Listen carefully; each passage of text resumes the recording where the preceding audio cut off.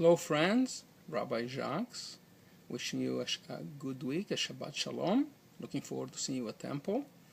This week's Torah portion is fantastic, it's fascinating. It's still in the book of Numbers, and it's the story of Korach. Korach, as you probably know, the guy who organized a rebellion against Moses. Interestingly enough, this story, not very well known, must be the most important one in the Torah. Why?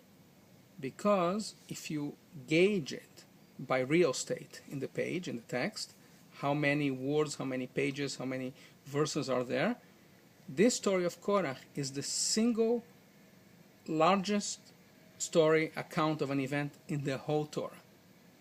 Certainly it must be important, must want to teach us something. And it basically tells that in Numbers 16:3, they, Korach and a bunch of other guys, combined against Moses and Aaron and said to them, "You have gone too far. For all the community are holy, not only you, all of them, and the Lord is in their midst. Why then do you raise yourselves above the Lord's congregation?" So basically they're saying, why should you be special? Everybody's special. It's a democracy. It's certainly a story of a conflict. So it's built around a major conflict. The biggest Moses would face in his leadership of the people in all the 40 years in the desert. And this was this rebellion led by a member of his own family. Korach was a cousin of Moses, and who wanted to compete, to take over the leadership from Moses.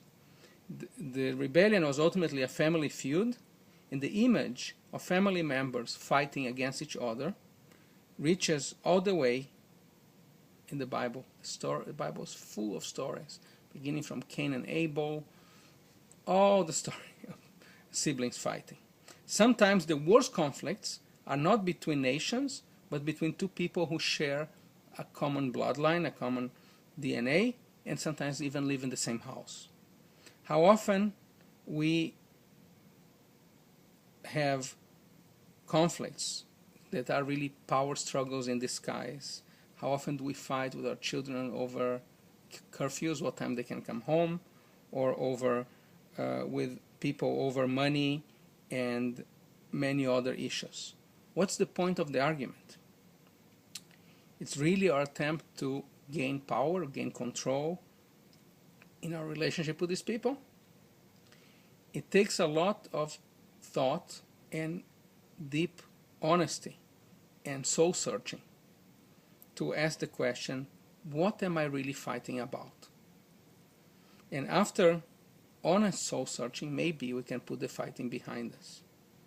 Famous Hasidic Reb Nachman of Bratslav used to say something that I will finish with. Bear in mind that life is short, and that with every passing day you are near the end of your life. Therefore, how can you waste your time on petty quarrels and discords? Restrain your anger, hold your temper in check, and enjoy peace with everyone. Such a great idea. I wish you Shabbat Shalom. Hope to see you Temple at Friday at 6 o'clock. Shalom, Rabbi Jacques.